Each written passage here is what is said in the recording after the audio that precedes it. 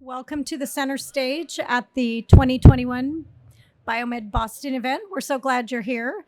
We're starting off this morning with a wonderful presentation on point of care and consumer diagnostics, the rise of new market forces. Our speaker this morning is Brooke Herrera.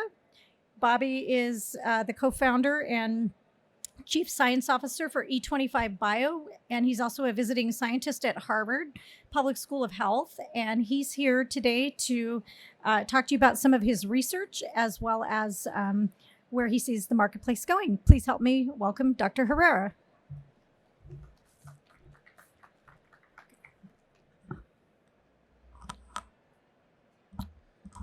Okay, hello, my name is Brooke Herrera. As Lori mentioned, I'm a co-founder of E25 Bio and a visiting scientist at Harvard T.H. Chan School of Public Health.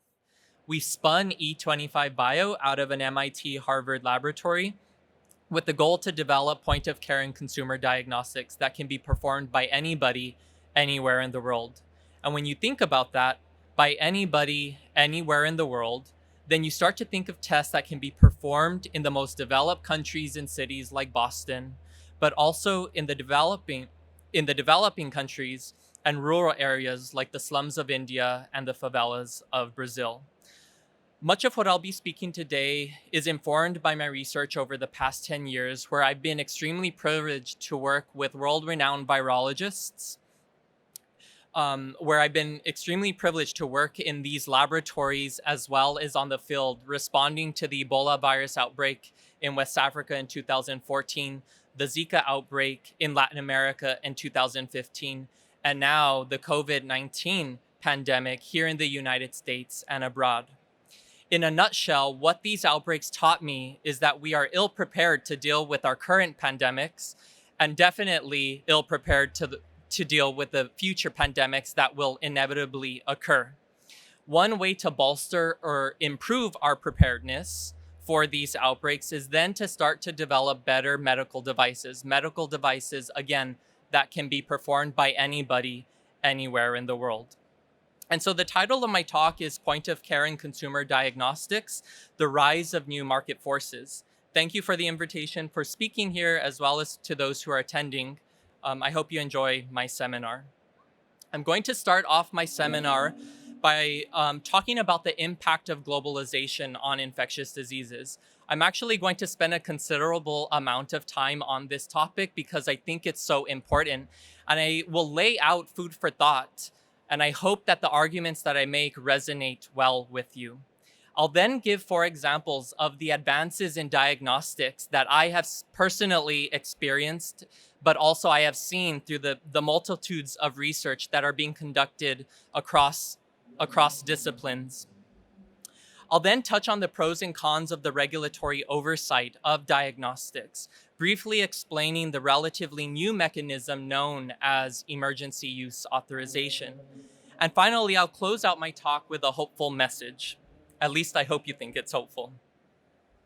Infectious diseases remain by far the leading cause of death worldwide and are among the leading and growing causes of death here in the United States.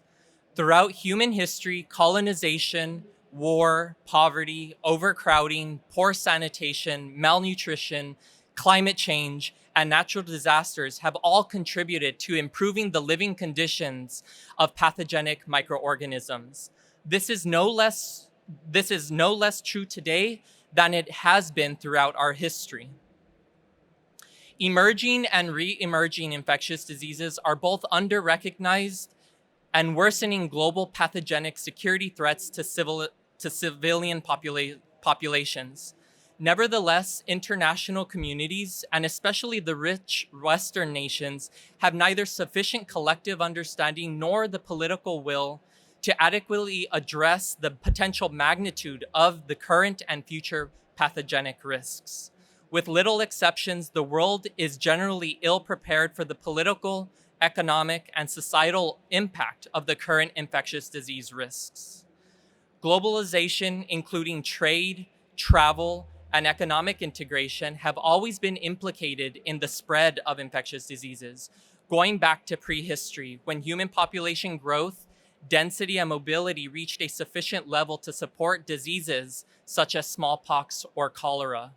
The 14th century Black Death was slowly spread by land and sea traders and invading armies. The 1918 influenza virus was spread by freighters and fighters in World War I. And the SARS-CoV-2 virus was initially spread around the globe simply by international travel by plane and by cruise ships. What is different now from back in the days in many ways is the degree to which the current tools of human economic gain contribute both to fighting pathogens in various ways and simultaneously creating a newly improved and dangerous set of conditions for infectious diseases to flourish.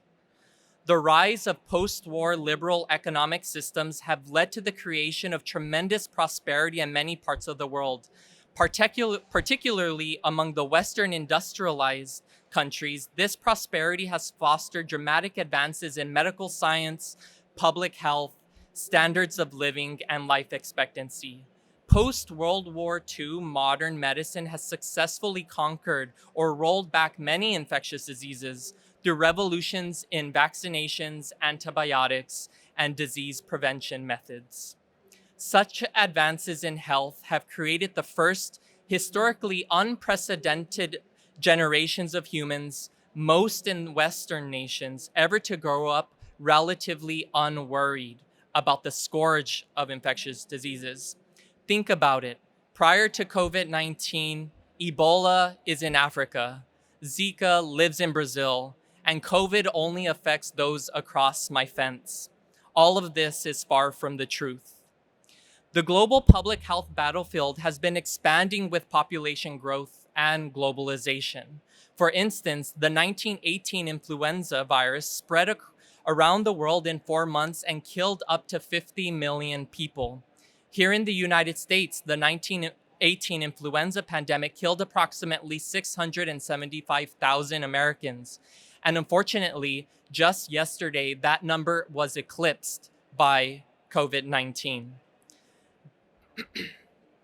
Three fundamental characteristics or trends in the current economic system collectively raise the likelihood that future catastrophic infectious disease outbreak problems will grow in frequency and magnitude. These include cross-border trade and travel, competitive privatization, and integration. First, the tremendous volume and penetration of trade in goods and information services promote high levels of unintended quote-unquote trade in naturally occurring pathogens.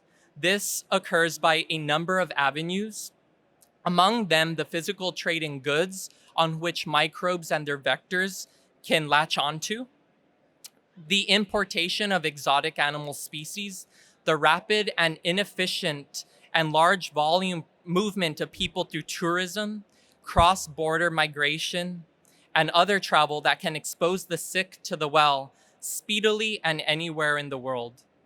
Second, sector-oriented economic liberalization has privileged higher value-added medical goods and services.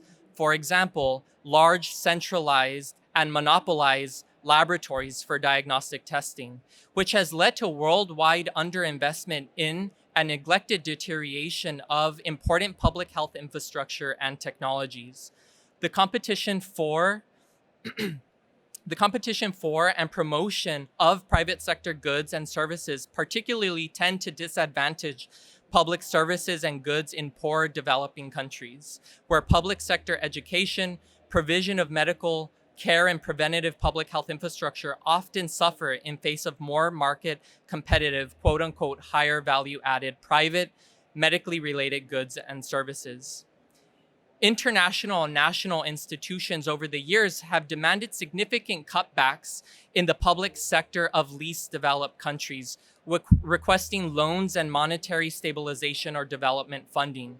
The irony of this is that it contributes to a deterioration of least developed countries' medical and public health infrastructure at just the time when those services are needed the most. Indeed, the same private sector bias tends to permeate even here in the United States, the richest country in human history.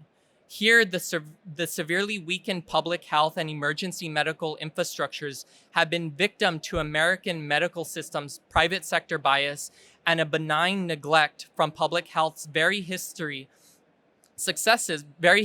successes in temporarily rolling back pathogenic threats, especially in the latter half of the 20th century. Cutbacks in hospitals, clinics, healthcare providers, and the swaths of uninsured Americans have all created a perilous shortage of public health and emergency medical resources, all of which are necessary to infectious disease catastrophes. Third, greater global economic integration has created a more favorable environment for catastrophic disease outbreaks to spread widely and quickly by opening up borders and promoting high volumes of rapid travel, economic migration, and urbanization. People are closer together and more quickly accessible to these microbes. Many people appear to falsely believe that they will always be able to buy personal protection through geography, the best modern medical care money can buy, or the literal walls found in supposedly protected bubbles that physically bar infectious disease carrying people. This is a classic misrepresentation. And in combination, the issues of complexity and ignorance surrounding global infectious disease politics is currently contributing to the inadequate response and governance at the local, national, and international levels. You must understand that both your health and the health of those around you cannot be guaranteed without promoting the health of the entire global system. This includes the health of all people in all economic markets. COVID has emphasized this point. Indeed, the shortage of public health surveillance preparation and response capabilities at all levels, the impact of which has not yet been realized, is unique. Unlike many global crises before it, infectious disease outbreaks must be acted upon ahead of time to forestall potential calamity. The nations of the world, in most cases, have only begun slowly to realize either the level of danger or the cost that would be needed to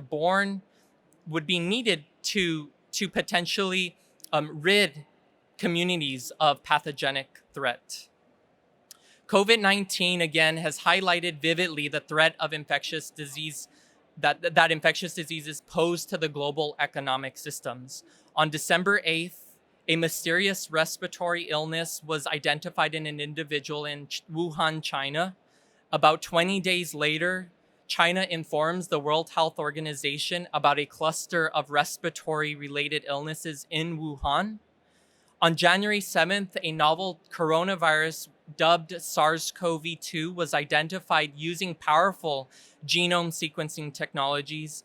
And by a month and a half later from its original discovery, SARS-CoV-2 has nearly infected all nations, including 230 million confirmed cases and leading to about 5 million confirmed deaths throughout the globe.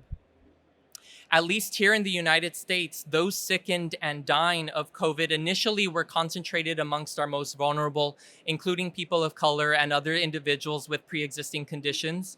However, that has shifted to individuals who are defying public health solutions such as mask wearing or vaccinations. With healthcare costs in the United States projected to reach 30% of GDP by 2040, it is clear that technology needs to play a major role in the future, now and into the future. In this section of my seminar, I will discuss briefly some of the ways through which the reliance on physicians and hospital care can be reduced, as, as well as analyze some of the areas where the medical technology can play a major role now and into the future. Over the past few decades, implantable autonomous microsystems have been developed to conquer life-threatening medical conditions and to improve patient care by replacing cumbersome treatment procedures. As a growing number of patients now depend on medical devices, including implantable cardioverter defibrillators, gastric stimulators, cardiac pacemakers, and artificial organs for survival. In such cases, the severity and urgency of the medical conditions overrides the high cost and risks of the invasive surgeries that are often required. On the other hand, some situations can call naturally for implantable medical devices to continuously monitor physiological changes in patients or to deliver treatment through predetermined and repeated drug delivery. For instance, continuous glucose monitoring devices have found their market by increasing the efficacy of diabetes treatment and by helping patients monitor in real time variations in their blood glucose levels due to insulin and food intake, exercise, and other factors.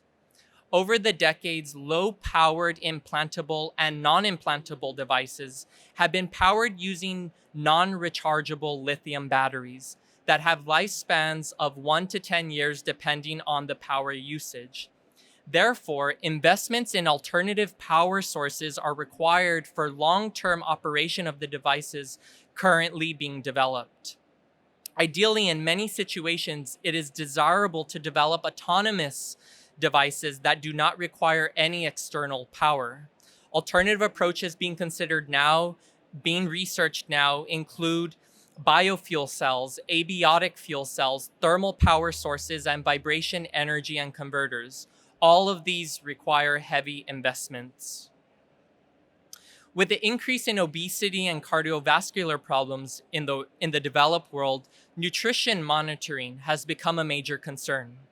As we've seen with COVID-19, for example, and many other diseases, nutritional status affects a patient's response to illness. Despite the increase in public awareness, there have been few changes in the methods of nutritional assessments. Typically, a physical examination by a doctor is used to identify patients in need of in-depth analysis. And despite their importance, nutritional assessments are not common among the general population, and consequently, deficiencies in calories, proteins, essential fatty acids, vitamins, and minerals often go unnoticed with unintended health consequences. A number of methods have been developed for nutritional monitoring, such as non-invasive, fashion-forward wearables. Some groups have demonstrated the potential for optical sensors to monitor the evolution of health through the skin, which is possible through infrared light, the fact that it can travel through the skin and interact with various components. Investments are required to bring these devices to the next level, such that we're not only detecting heart rate, new technologies that can detect biomarkers of heart disease years in advance are being conceptualized. All of these technologies will require future investment. Additionally, some groups have developed at-home collection methods that are then sent back to the lab to analyze the biomarkers in blood, sweat, or urine. The convenience of providing a sample in the privacy of your own home is now a reality, and results are sent back to you a few days later. But of course, there is a real need for nutritional assessment and disease monitoring devices where sample collection is performed in the home, but also results are delivered to you almost instantaneously without leaving your home. There are numerous scientific developments in areas of personal health monitoring. However, in many cases, those technologies require time-consuming protocols, advanced laboratory infrastructure, and trained personnel that is hard to translate to the consumer market. My company, E25 Bio, has developed rapid tests for a number of infectious diseases. Our tests are affordable, accurate, and simple to use, making our mission a reality. Our tests can be performed by anybody, anywhere in the world. These tests are optimized to detect infections during the acute phase of infection, when individuals are most infectious and likely to transmit the disease to others around them. These tests then inform people that they must isolate and quarantine such that they also protect those around them. I'm going to play a short video that sort of demonstrates how this test is performed in the home.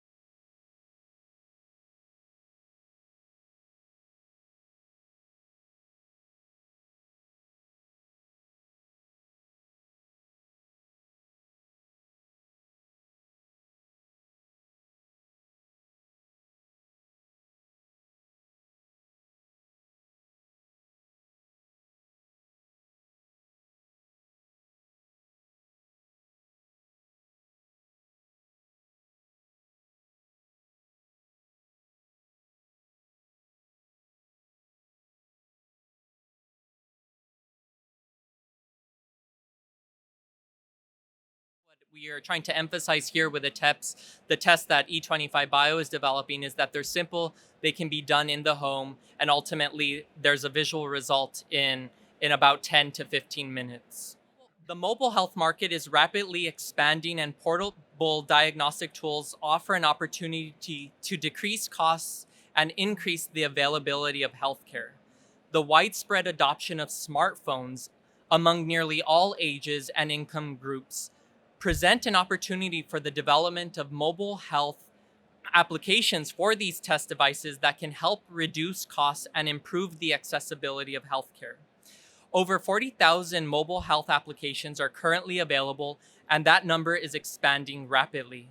A number of consumer mobile health accessories that integrate with smartphones give users information on physical activity and calorie expenditure, for example. Despite the amazing pace of developments in mobile health technologies, however, the vast majority of these devices focus exclusively on physical measurements. A high impact area for mobile health that has not yet taken off commercially is the development of biochemical portable diagnostic tools, smartphone accessories for the detection of biomarkers in bodily fluids, could greatly reduce the cost of medical testing and increase global access to healthcare. Smartphones are an accessory Smartphones as an accessory have the potential for solving many of these health related issues. While the number of diagnostic advancements will continue to increase in the years to come, regulatory advancements often lag behind. To supporters, the FDA's move to regulate laboratory and consumer diagnostic tests is a logical and necessary step to ensure patient safety. To detractors, it's an unnecessary overreach that will drive smaller companies out of business, causing industry consolidation at the expense of innovation and consumers. On the one hand, FDA's decision is justified for several reasons. The lack of FDA oversight can raise the specter of patients receiving the wrong, unnecessary treatment. The FDA has no authority to require reporting of adverse events. Thus, thousands of patients may be affected or harmed before a problem comes to light. Or a lack of regulation results in a lack of evidence to guide clinicians. But on the other hand, the case against regulation is summed up in this way.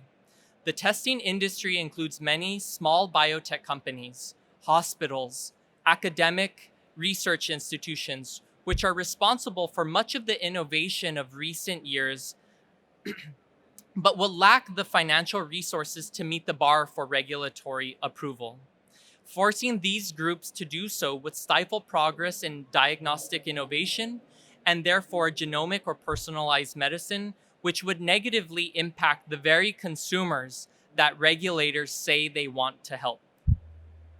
Therefore, to overcome these challenges, innovations is also needed with regard to the way that medical devices make their way to the market. In most cases, this innovation can only be implemented by policymakers, so advocacy for robust yet streamlined regulatory processes is necessary.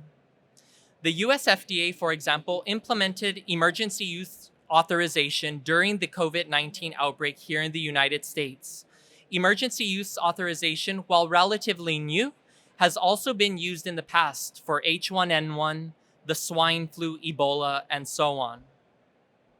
What this has allowed was for diagnostic companies like E25 Bio to go through a speedy regulatory process, ultimately getting our diagnostic tests and our diagnostic solutions into the hands of the consumers.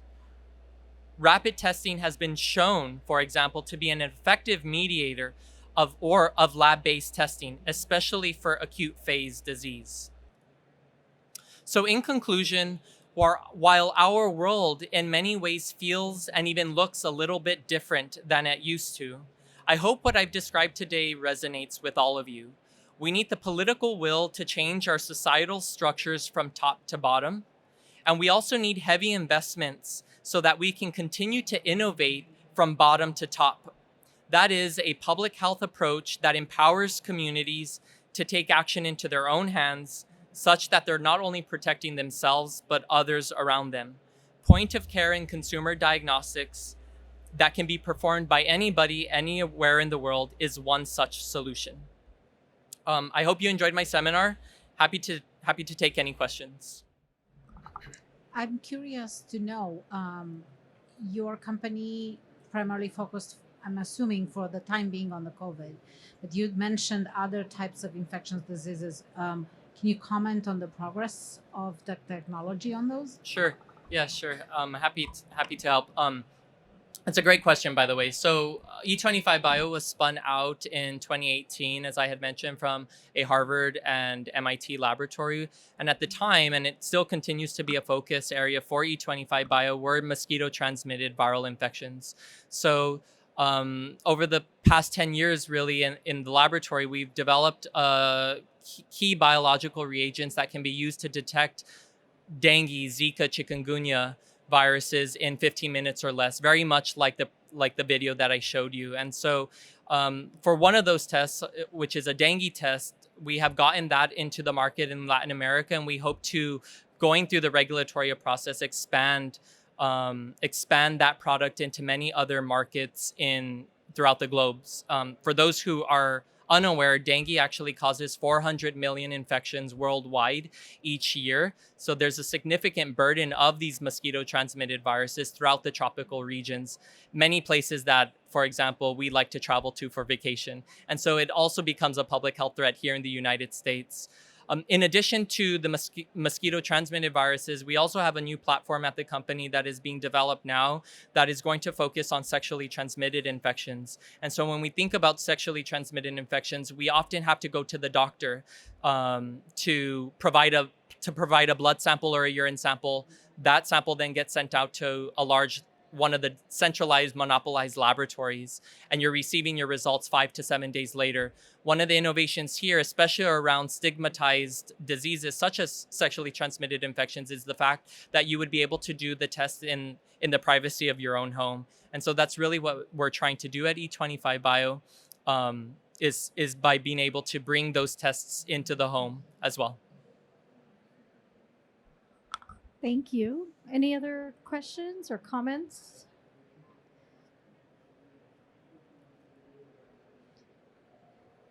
Anyone?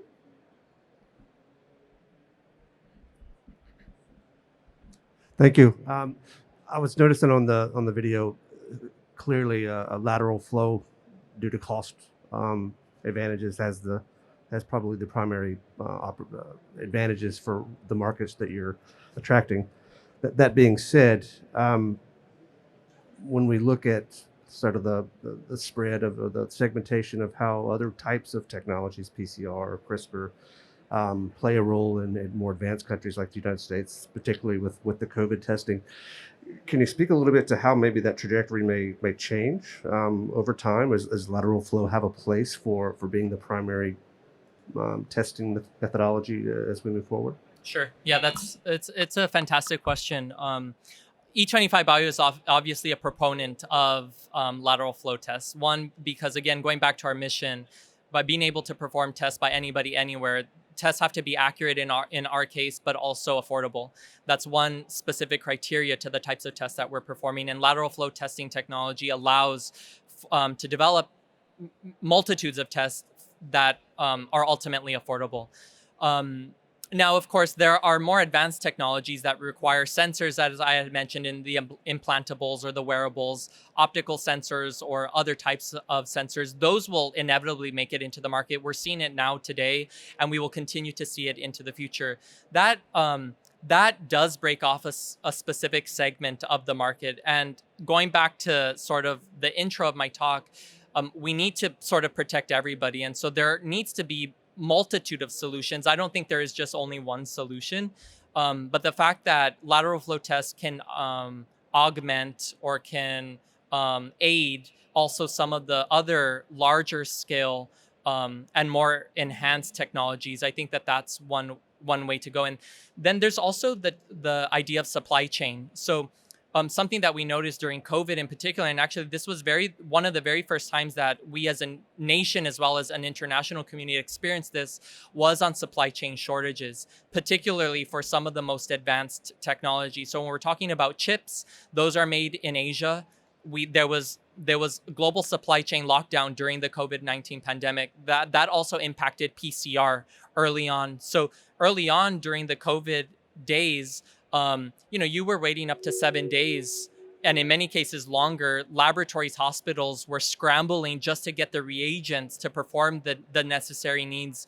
And so again, I think more simplistic technology like lateral flow tests have their place in the market. And E25 Bio, we are developing both types of tests. Some of the sexually transmitted infectious tests, those require some of the sensors that we're also working on. But I do think that there is a place for these lateral flow tests because they don't suffer from a lot of the supply chain costs that we don't necessarily think about on a day-to-day basis. Yeah, but it's a good question. Yeah, thanks. Other questions or comments? Don't be shy.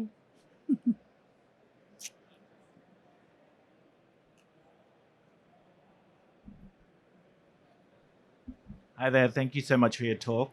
I just wanted you to comment around the reimbursements for consumer diagnostics and your experience with that. It's not something that we've had a lot of experience with, to be completely transparent, with regards to our diagnostics in particular. I do know, again, from being in the field, that especially for COVID-19, as well as not even for COVID-19, many of the diagnostics that are performed on a daily basis, whether that is glucose monitoring or anytime you get a physical examination with your physician, those are often reimbursed, but it goes through such a lengthy process. And something that I call for sort of in an indirect way through my talk is that there needs to be innovation around the way that insurance is being implemented, and particularly for diagnostics. I think we've been very fortunate, and it's taken a global pandemic to make this realization where here, at least here in the United States, almost all COVID testing is free or can be free in many ways. In many communities, it is still not free. But in any case, I think that that's an exception. And so for those who are uninsured, how do they get access to diagnosis? So obviously, there are, we have advisors on our team, for example, that are trying to innovate around the insurance systems. And I think that there's lots of investment opportunities as well to pair sort of these structural institutions along with how then treatments and diagnostics are implemented in society. So it's an important thing to think about, for sure. Questions, comments, additional thoughts?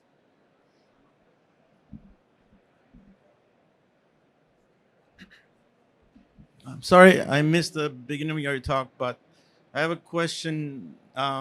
Is there a trade-off between home use and accuracy of these assays, or do they have to be as good as point of care or other ones?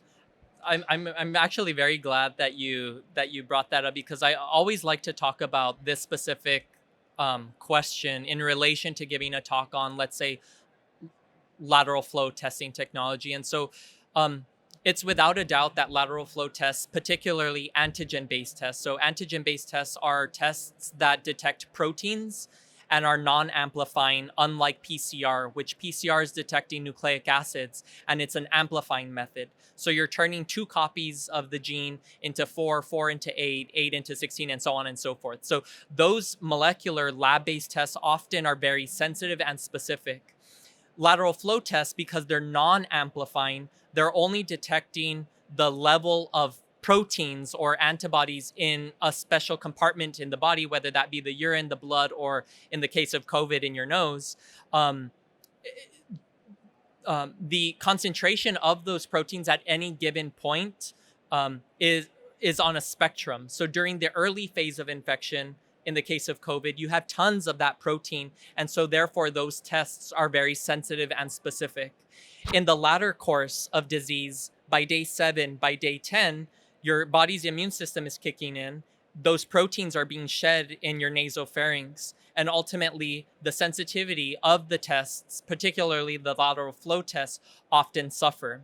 Now, something that the FDA, in my opinion, has done poorly throughout sort of the pandemic and guiding infectious disease diagnostic manufacturers is the fact that they compared these lateral flow tests. They require comparison of the lateral flow tests to the molecular test. And in my view, that is not a fair comparison. It should not have been done.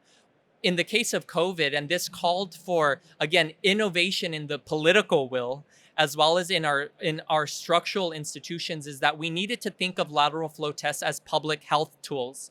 They are not lab-based diagnostics. And so therefore, they need a different metric system from lab-based diagnostics. When you think about public health tools, these tools can be used surveillance, and they should be implemented daily. Right. And when we start to do infectious disease diagnostics in such a way, especially during an outbreak, it is then that we can sort of implement and help the way that lab-based diagnosis is performed. So that's sort of a long-winded answer just to say that and COVID has emphasized this in particular, where we often need to think about lateral flow tests in a different way than we think about lab-based tests. It's a great question. Other questions or comments?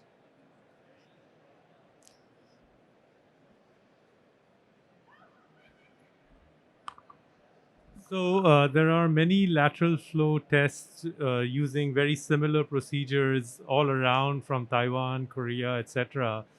Can you tell me how you started thinking about the differentiation of what you have developed in comparison to what else is out there? Sure. Well, you're absolutely correct. There's lateral flow tests that are used in many disease sectors. So we can talk about pregnancy, for example. That perhaps is the very first lateral flow test that came to market, and then ultimately it has been expanded. The use of lateral flow technology has been expanded in a myriad of ways. So when we're talking about infectious diseases, cardiac biomarkers, blood glucose monitoring, et cetera. And so I think some of the innovations around lateral flow testing technology in particular can occur with multiplex testing. So something that we don't often see in the space is I can rule out dengue virus, for example. Why doesn't the same test rule out dengue, Zika, and chikungunya virus? Multitude of tests in a single lateral flow device. It's as important to know that you are infected with something as well as that you're not infected with something, for example. And so I think there's innovations in the ways that we can sort of combine tests together. And that is specifically something, for example, that E25 Bio is doing. We're trying with a single urine sample or a single blood sample, we're knocking out, for example, 4 or 5 tests on a single strip. So that's one way where there is still a lot of innovation that can occur around lateral flow testing devices in particular. And then when I talk about something that E25 Bio, for example, is trying to do around sexually transmitted infections, this is not on a not necessarily on a lateral flow device. It's actually a molecular test. We're amplifying nucleic acids. However, the readout can be a lateral flow test. So essentially, the way that this test works is we get a patient sample, we amplify, for example, genes from chlamydia, and then ultimately that can be visualized on a lateral flow test. And so by combining molecular grade testing with the simplicity of a lateral flow test also brings down the cost. And that is something that is very important to E25 Bio in particular. And so that is one way that we can get around, for example, using optical sensors, because those tend to increase the costs in lateral flow devices. So, there's many other ways that I can talk about with regards to innovation, but those are, for example, two examples that E25 Bio in particular is using and that we're sort of innovating around. Additional comments, questions, thoughts? Anyone?